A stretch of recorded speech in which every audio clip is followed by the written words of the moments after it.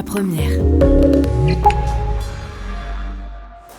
Le guide Michelin, la référence absolue de la gastronomie française.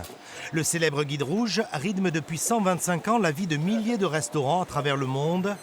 Ces étoiles peuvent porter un chef au firmament ou au contraire l'entraîner vers d'amères déceptions. Nous sommes ici à Saulieu, chez l'un des plus grands chefs cuisiniers français. Louis-Philippe Vigilant, 2 étoiles au Michelin, est né à Fort-de-France et depuis bientôt 2 ans, il est à la tête de la Côte d'Or, le restaurant du relais Bernard Loiseau. 2 étoiles au guide Michelin, c'est une consécration extraordinaire pour le chef, mais aussi pour toute une équipe qui travaille toute l'année pour satisfaire des clients, les faire vivre une expérience extraordinaire. Qu'on soit distingué au Michelin, c'est une grande fierté, on va dire. Grande fierté pour moi. La France comptait l'an dernier 639 tables étoilées, avec seulement 30 chefs auréolés de 3 étoiles.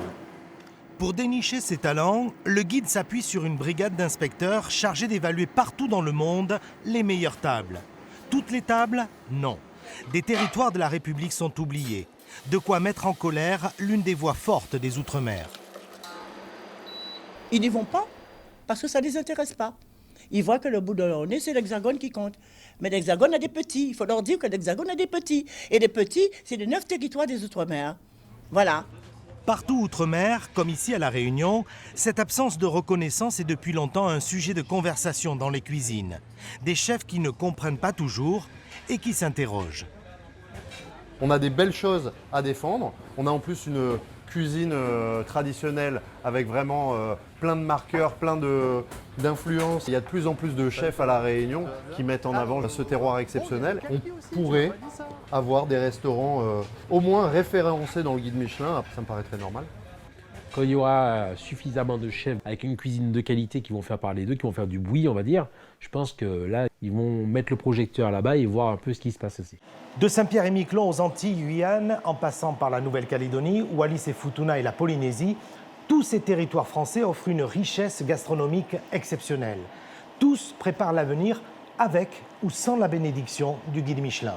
La Polynésie n'a peut-être pas de chef étoilé, mais elle forme ici, dans les cuisines de l'école hôtelière, des élèves à l'excellence culinaire. Ici, plusieurs d'entre eux ont déjà reçu la médaille d'or du concours Meilleur apprenti de France. Ils ont aussi reçu la visite du chef étoilé Thierry Marx l'an dernier, qui leur a donné ses meilleurs conseils pour peut-être former l'élite de demain. Homme d'affaires, puissant patron de l'Union des métiers de l'hôtellerie et chef étoilé, Thierry Marx s'est laissé convaincre par la cuisine polynésienne et plus récemment par celle de La Réunion. Thierry Marx, pour terminer, on a quand même envie de vous demander si vous avez aimé la cuisine réunionnaise. J'adore, parce qu'elle est pleine de diversité, donc pleine d'étonnement. J'ai découvert de vrais talents avec déjà les prémices d'une cuisine d'auteur chez de très jeunes chefs. Pourquoi le guide Michelin n'évalue pas les tables ultramarines? Cette question, nous l'avons posée à la directrice des relations extérieures du célèbre guide rouge. Loin des yeux, mais certainement pas du cœur, se défend-elle. Les chefs ultramarins et leur cuisine sont identifiés et répertoriés. Le problème, c'est le coût financier des nombreux déplacements qu'imposerait l'évaluation des restaurants outre-mer.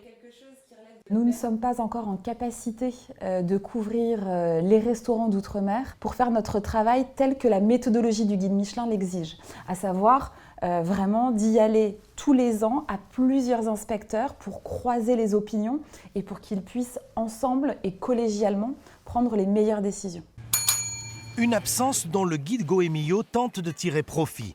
Le concurrent direct du Michelin veut d'abord relancer son guide aux Antilles et ensuite s'ouvrir à l'ensemble des autres territoires.